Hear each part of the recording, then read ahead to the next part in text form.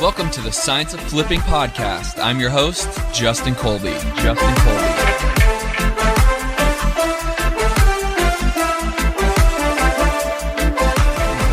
What is up, everybody? Welcome back to the Science of Flipping podcast. I am your host, Justin Colby, and I have an incredible interview with two absolute high performer real estate investors out of Colorado. This podcast is all about the strategies, tools, systems, tips, tricks, and processes for you to become a successful real estate investor. And these two boys I have been working with for quite some time, and they are the real deal. I have Mark and Adam with me out of Colorado and Colorado house buyers. What's up, boys? How we doing? Doing good. Doing really good. Excited to have you with us and drop some knowledge here on this podcast. Yeah, excited to be here.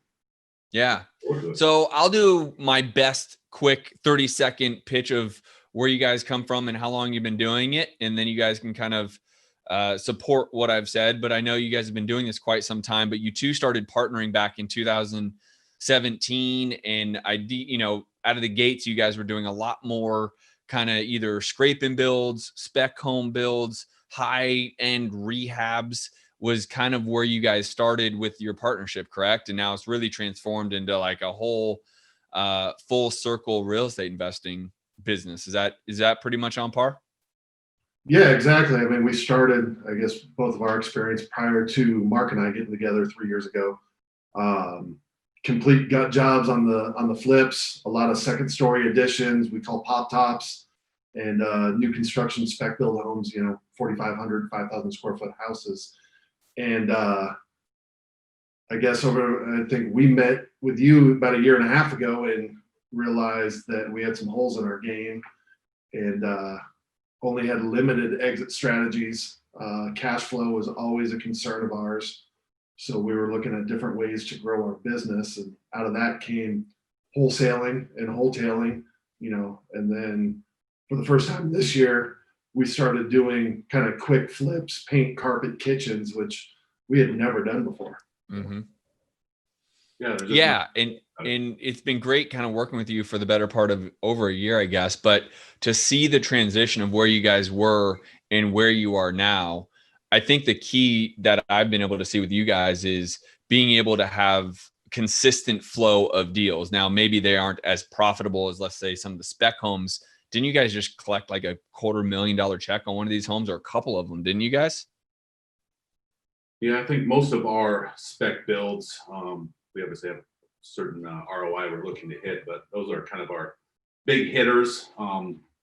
The caveat to that is that they don't hit consistently. They're more spaced out, obviously trying to do 10 to 12 new construction builds at a time. So it's nice when they hit. However, with the whole, COVID, we stopped purchasing for a certain period of time, not knowing the direction of the market and everything. So that's hence why we introduced multiple exit strategies to our business, with wholesaling, wholetailing, quicker fix and flips, easier, 30, 60 day, 90 day hold time versus the 18 months to 24 months holds for our new builds or spec builds.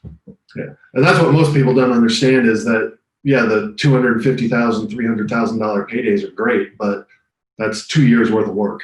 So, it's that up and down of cash flow. Can we pay mortgages? Can we pay our lenders? Where that's been the biggest struggle in this business, from when I got started, even, and this year has been the first year that we really don't worry about that too much. And that comes from the wholesaling component. And like you said, increased deal flow. Yeah, they're little smaller projects, but if we're turning them, in a wholesale case, it's called 30 days to get paid, or the quick little flip, 60 to 90 days to get paid, and we get $30,000, $35,000, $40,000 rips at a time, that pays the bills for us. And then, when these monster projects hit, it's great. And, but we've kind of shifted our business from the profitability in our business running on those big paydays to those big paydays being gravy and paying Mark and I and having the smaller stuff pay for our business.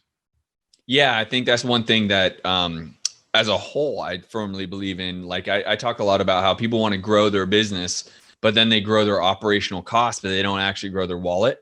The key here is to be able to have, like you guys are talking about, right? So you go from spec home builders and you have these big hits, right? $250,000, $300,000 hits, which I know you guys do that, but they take so long to get there, right? And so you need to be able to cover those operational costs to get to those bigger hits. And a lot of people don't have that perspective. And so, you know, they don't think through the idea of, hey, let's get some consistent revenue coming in with wholesaling, take on smaller projects that have quick returns. And then when these big hits come, it's gravy on top, right? So that they have the ability, just like you guys do now, where you can essentially cover your operational costs, including salaries, et cetera. And those bigger distributions for yourself personally come when you hit that, 12-month long scrape and build, or, pop tops, whatever the case may be. And you can add another $250,000 to that top line that essentially goes to your bottom line. And that's really building the right way. People talk about building, growing, and scaling. In my opinion, that's where you guys have made, over the last year working with you guys have made this leaps and bounds, because you can now essentially just cover your cost every month and your bigger chunks come at the end. It's what has been the biggest learning curve in that process, changing your business model over the last year or so? I think the biggest curve is just, obviously have an open mindset of, we are active real estate investors.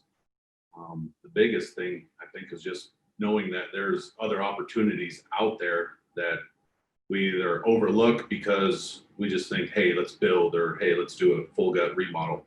Whereas there's other projects that we would have probably overlooked or just pushed to the side because we didn't have any interest in it, where there is actually money at the end of that deal, whether it's a wholesale, a wholesale, a quick flip. There's a different exit strategy that we can actually take down and turn a profit. I think that's the biggest thing. Is about a year ago, we were kind of overlooking a lot of opportunities that we didn't think had any real profit at the end, because we were looking at the bigger hits and the bigger projects. So, yeah. Right. Yeah. What would be one, strategy process that you could, say or offer up to the listeners that like has made that transition easier for you, whether it's marketing, bringing more leads? What has helped with that to get your deal flow consistent, getting these smaller pops? Maybe it's a $10,000 wholesale, maybe it's a $30,000 rehab. What has been the biggest pivot for you guys? Yeah, I think the two things really is the education and the marketing. Looking back at our business and when we got started, and both Mark and I starting personally farther along than that, is we almost started backwards. We got into the big flips, looked negatively upon wholesaling or the quick, easy flips. Like, Mark said, they just weren't as sexy. Like, they're kind of boring, but it's nice collecting the checks. So it was being exposed to different people in the industry, people like you, being part of masterminds and things, that basically calling us out and go, hey, wait a minute, you guys may know what you're doing in one area of the business, but you're not touching these other areas that can be extremely profitable. We stopped marketing for about a year and a half. We were buying 100% of our deals off the MLS because we could pick and choose, and at times pay more than other people, because we were putting a huge value add or capital improvement into the property. So it started with two things. It's first getting the education, seeing where we were exposed, and getting around other investors that we could learn from, that would share marketing strategies with us, such that we weren't doing anything or didn't know anything about, pay-per-click, direct mail, online marketing, text messaging. This stuff was completely foreign to us. So it was surrounding ourselves with, other people that were doing far more than we're doing, and, taking that knowledge and taking action with it. That's the biggest thing Mark and I will do, is we'll learn something we're continuously looking to learn, and we'll take action on it immediately. So like that's what's allowed us to, completely change our business over the last year, and with all the troubles that people say of 2020 is far and away our best year. I mean, we've more than doubled our business this year, and we're, I know other people out there are struggling, but It's because we look at dispositions in terms of, we generate a lead from marketing. We go, okay, can we wholesale this thing? Can we rehab it? Can we wholesale it? Can we possibly keep it as a rental? Or, is it a scrape and build opportunity? So when a lead comes in, we analyze it, 5 different ways, and then can take the appropriate action from there. And, hey, do we need cash this month? All right, let's wholesale it. Are we good? Does it, generate 3 times the amount of profit? All right, let's keep it for a rehab. So we have those options that, you look back at it last year, we didn't have, we just didn't know anything about. Yeah. One thing that you said that really hit home is where I think a lot of people find challenges, where you guys have really heeded to my suggestions, is you would just take action. You wouldn't overthink it. You didn't try to overanalyze it. You didn't question it. You guys just simply are action takers, right? And that speaks to the fact that this year, when most people are saying it's the craziest, hardest, toughest year ever, you guys are actually saying this is our best year ever, and we only continue to want to grow from here. I would give you guys the credit to say is that's because you're implementing. That's because you're executing, right? You're not trying to think through what's the best strategy. Now, you do think through some things like, should we pull this list? Should we start this? You think some way through, but you also just start going. And as you're going, you are learning and pivoting real time. That's credit to you guys, because that's where most people fall down. They overanalyze it. They question whether they should do it. They see a cost to it. I mean, you guys are running how many marketing strategies as a moment in time right now? I think we got 5 different strategies right now. Right. And do you guys know what usually the cost of that monthly is a moment in time? Yep. You want the total marketing budget that we're spending currently? Yeah. Tell them what we're spending, what we're doing.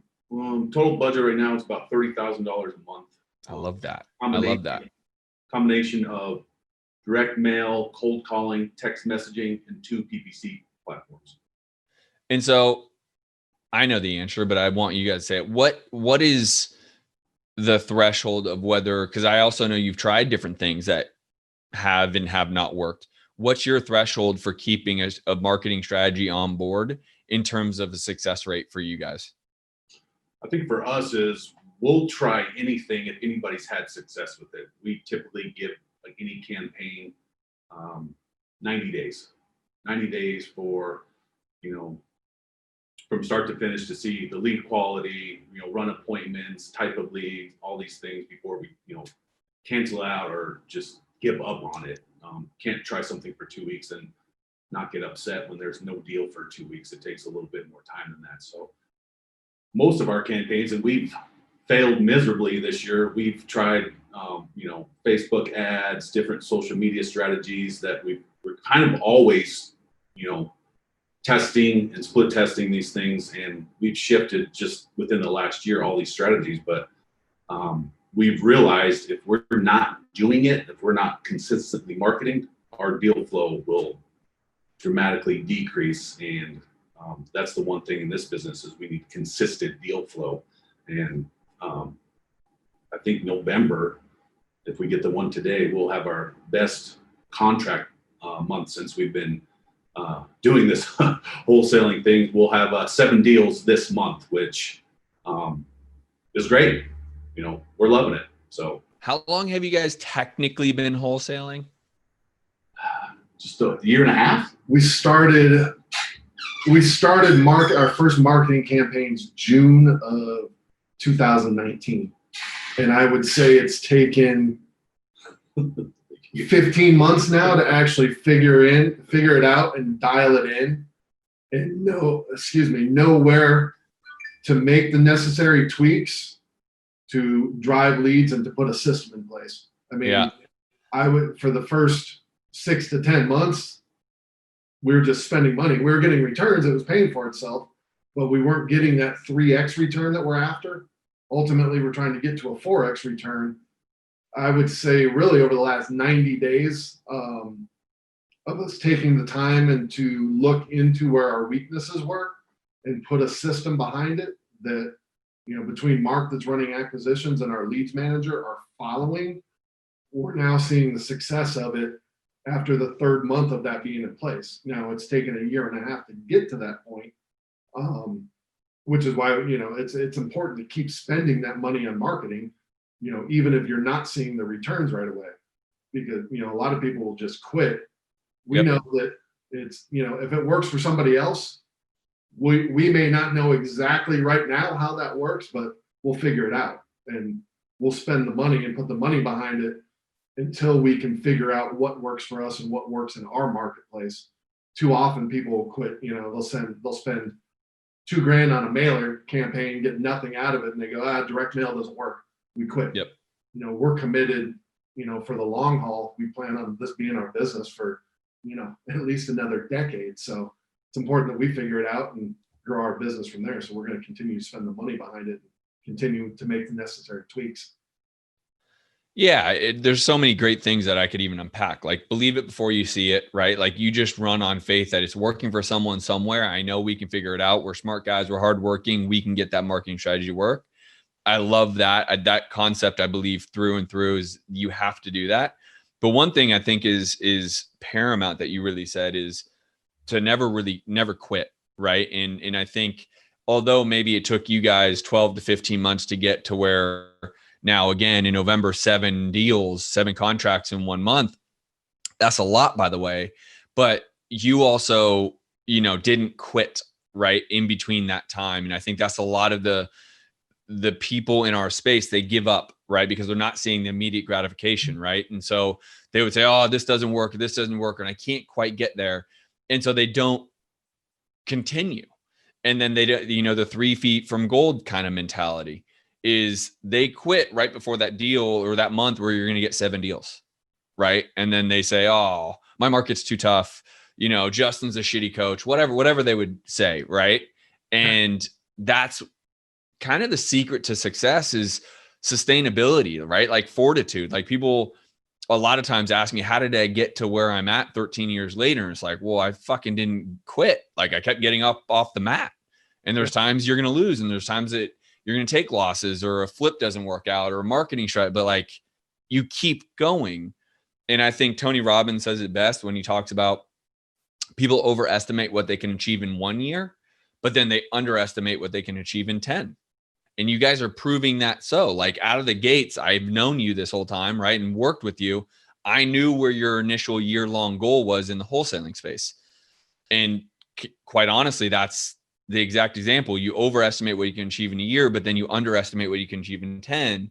And a year into it, we're starting to now see some of that success that you guys have been working towards, right? It just didn't happen right within that first year that you thought it could. But man, 15 months later, you absolutely are on your way to that actual goal, right? Yeah, definitely. I mean, our goals for this year, we came nowhere near it. Right. However, though you're having the best year you've ever had in business. Yeah. And it goes back to having those multiple exit strategies, because we're not a one-trick pony. We're not just wholesaling. We're not just no longer just rehabbing or just building. It's blending, all 5 of those things together and building a real business, something Amen. that when, one thing's hitting, that's going to carry some of the other things that aren't hitting. And that's, can go back to the multiple marketing strategies as well. So it's really, Mark and I had to learn this whole side of this business that, for years we just never did and had a negative mindset towards. And it's, it's having the mindset of, if somebody can do it, I can do it. That's it. It's 100%, and not quitting. And, go back to our backgrounds in athletics and competition of, we're not going to give up. So if somebody else can do this business, I mean, we're going to outwork most people. I say we're just as smart, if not smarter than most people. So we'll figure out how to make it happen. I mean, it's very simple. It's, we're going to out hustle you. We're going to outwork you. We're not going to quit, and we're going to keep moving forward. I mean, perfect example. What time were the text messages flying this morning? I love it. 6:30 in the morning, text messages are flying back and forth. People are already working. People are up. Like, it's Monday morning. It's not oh man, it's Monday. It's like, hey, let's get up. Let's go to work. Let's get this done. That's our mentality. We're very impatient. The 2 of us, we're very impatient. We want results, and we want them quickly. And if we don't get those, hey, what's the next step? to get those results because it didn't work last week. All right, what are we doing this week to fix that? Adjusting. Absolutely. Got to make those adjustments, those pivots. Do you have any? So if you weren't rehabbing and you were going to wholesale all the deals that you got this month, how many more did you acquire for your own rehab portfolio this month? So where I'm going is like, if you didn't rehab at all and you wholesaled every deal for the month of November, how many deals would you have got for the month of November? Do you know that number? Because I know you guys took some down for your own rehab side. We took 2 down for rehab, so 5 would have been wholesale. Right. So you would have had 7 wholesale and not 9 total. Right. Correct. Two, Yeah. right. Mhm. And what was the difference between your wholesale versus rehab? Like, why did those two run into a rehab model? Well, we kind of analyze it a couple different ways. I think the biggest thing is, can we make a $15,000 wholesale, or can we make a $50,000 rehab? We're just going to hold that property for a period of time. You had the one up in Evergreen. We had one that was a high purchase price. I mean, it's a $700,000 home that we're going to flip and sell it for $850,000. Not a whole lot of wholesalers out there looking for, $700,000 property that they got to put 20 grand into. But that's the value of the marketing and having multiple exit strategies is, that's a particular deal that we'll make $60,000 on with a quick paint, carpet, finish some flooring, have the private money to use for that, a lot of people can't do. One was another bigger rehab that, again, there's things that we can do within our business, being the fact that we are general contractors and have the experience that the average fix and flipper can't do or will walk away from. So, if that deal comes through our pipeline, we'll send it out to our list. If nobody bites on it, we're buying at a deep enough discount that it works for us. So, Yep. Kind of the model recently has been, all right, whatever comes through, let's try to wholesale it first, and then see what we get out of it. And if we don't like the number, the assignment fee that's coming back, keep it for ourselves. Or, we don't do, we've been having a lot of condos come through for lead source. We don't really care to do condos. So we have some buyers that, we actually found last month that, they're taking two condos from us sight unseen. So it's, it's building that buyer's list, finding out what other people will take, that we don't necessarily want to do, whether it's a part of town, a price point, really not interested in renovating a condo to make a $20,000 profit on a flip when we can make a $15,000 assignment fee. So kind of we analyze the deal on an individual basis as it comes across our desk. Yeah. What's been your biggest profitable month this month? I know you closed some pretty heavyweight. Were they brand new builds? Were they scraping builds? So scraping builds, I mean, our most profitable month for the year was September, August or September. It was a $500,000 month in net profit. I love it. And I love it's in the middle of a pandemic. Yeah. With all the nonsense that's going on that we discuss all the time, you guys have a $500,000 month. Yeah. I get it. It took a while to get there, right? They were new built, totally. But listen, if you could just do that, how many people are listening right now that said, if I could do one of those a year, it changes my entire life. Oh yeah, 100%. It's worth learning that skill of, okay, how do I go buy an old house or a piece of land and take a chance, learn the skills necessary for it, learn how to value the deal and go for it. I mean, everybody got into this business as real estate investors to see what they can do and build a dream, That's it. So, get your business humming through wholesaling or fix and flip and go learn the skills necessary and take the chance. Take the educated guess that, with the neighborhood, with the cost, it doesn't even have to be appreciating. Just if things stay today the way they are and you're buying at a deep enough discount and you've got a 20%, 25% margin built in there, I don't see that. I don't see the market changing, especially in Denver, by 25% over the next 18 months. Well, and you talked about discount. The only way to get discounts like that is direct to direct to homeowner. Very rarely are you going to go and, I mean, rarely do you find it on the MLS or buy it from a wholesaler, right? More often than not. And it happens, right? A wholesaler doesn't know what he has and he sends it out for a number and you're like, well, that's because you don't know to build. So I'm going to buy this because this is a great build opportunity. Same thing sometimes with realtors, you know, they'll put a piece of land on and they don't really know how to calculate, or the seller doesn't care. Right. So sometimes it can happen. There's no doubt. But when you're direct to homeowner, that's where you can get your discounts. That's when you can make the decision. And it gives you the 3 exit models, right? The wholesale, rehab, or even in your case, you know, scrape and build. Like direct to homeowner is the way to go. Yeah, for sure. Yeah. And that's getting those opportunities that we didn't have a year and a half ago. I mean, I don't know what the final tally will be that we put together this month or this year, but it'll be somewhere, I think around 50 to 60 direct marketing deals that we've closed that didn't exist for us previously. Love it. That's half of where we want to be, and that's half of what we'll be next year. But, you know, I mean, let's just call it what it is. First year in wholesaling, you do 60 deals. Yeah. That's phenomenal. I mean, I did too. So put that into perspective. Yeah, we were able to learn from you though. So that's the thing. It's leveraging people. I don't like to use the word leveraging because I look at it as almost taking advantage of, but learning from others that have done what you've done previously and had success, and find guys that you can learn from and, you know, take what they've done and, you know, multiply it. So absolutely. Well, guys, I appreciate you coming on. I know you guys are busy guys. You guys have all these deals to close. So thank you guys very much. Do you guys want people to follow you or find you, whether it be on social media or anything you guys want to share out there? Yeah, we can put, if you guys want to follow us on social media, Instagram is Mark Buys Denver. And I'm just Adam C. McKenna. So first and last name, and then Colorado House Buyers on Facebook and Instagram. So. Right on. Good. Cool. Appreciate it, boys. Yeah. I'll see you soon. Appreciate it. Later. Thanks, buddy.